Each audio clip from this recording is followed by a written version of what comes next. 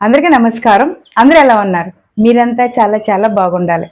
తోక కత్తిరించాలన్న మాట ఎప్పుడైనా విన్నారా? వాళ్ళు తోక కత్తిరించకపోతే కానీ మాట వినరు అని చెప్తారు. నిజంగా తోక కత్తిరించాలి. కొంతమంది ఏం చేస్తారో తెలుసా? వాళ్ళు పట్టుకున్న కుందేలుకి మూడే కాళ్ళు అంటారు. వాళ్ళ సిద్ధాంతమే కరెక్ట్ అంటారు. ఎవరి మాట వినరు. అది గారమో, పట్టుదలో, ఇగో కూడా తెలీదు. వాళ్ళతో కుటుంబంలో అటువంటి వ్యక్తులు ఎవరైనా ఉంటే కొంచెం కష్టమే. ఎందుకంటే అన్నిటి డిస్టర్బ్ చేస్తా ఉంటారు.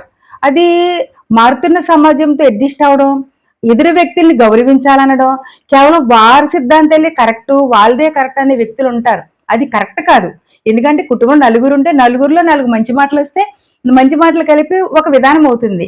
అటువంటి పట్టుదలున్న వ్యక్తులు గాని, ఏదైనా సిద్ధాంతం వాళ్ళు పట్టున్నదే ఆఖరనే వ్యక్తులకి ఖచ్చితంగా వాళ్ళు తోక కత్తిరించాలి. వాళ్ళు పెద్దోళ్ళైతే అలా కాదు, ఇలా కాదని చెప్పాలి. వాళ్ళు అలవాటు చేయాలి. ఇలా కాదు, ఇలా కాదు చెప్పాలి. ఒకసారి అలుగుతారు, మాట వినరు. కానీ అలాగా మనం కూడా అలాగే ఉండి వాళ్ళకి ట్రీట్మెంట్ ఇస్తా ఉంటే వాళ్ళు ఏం చేస్తారో తెలుసా? లైన్‌కొచ్చేస్తారు. ఎవరికైనా పట్టుదలతో ఉన్నా, పట్టుకున్న కుందేలుకి మూడే కాళ్ళైనా, మాట వినకపోయినా, వాళ్ళ ఆలోచన విధానం కరెక్ట్‌గా కాకపోయినా, ఖచ్చితంగా వాళ్ళని కూర్చోబెట్టి చెప్పాలి, వాళ్ళని మార్చాలి. అది మన బాధ్యత. ఇది సేవలో ఇది కూడా ఒక భాగమే. సో, ఎక్స్‌ట్రాలు ఎవరికున్నా సరే ఏం చేయాలంటే, అలా కాదు, ఇలా కాదని చెప్పాలి.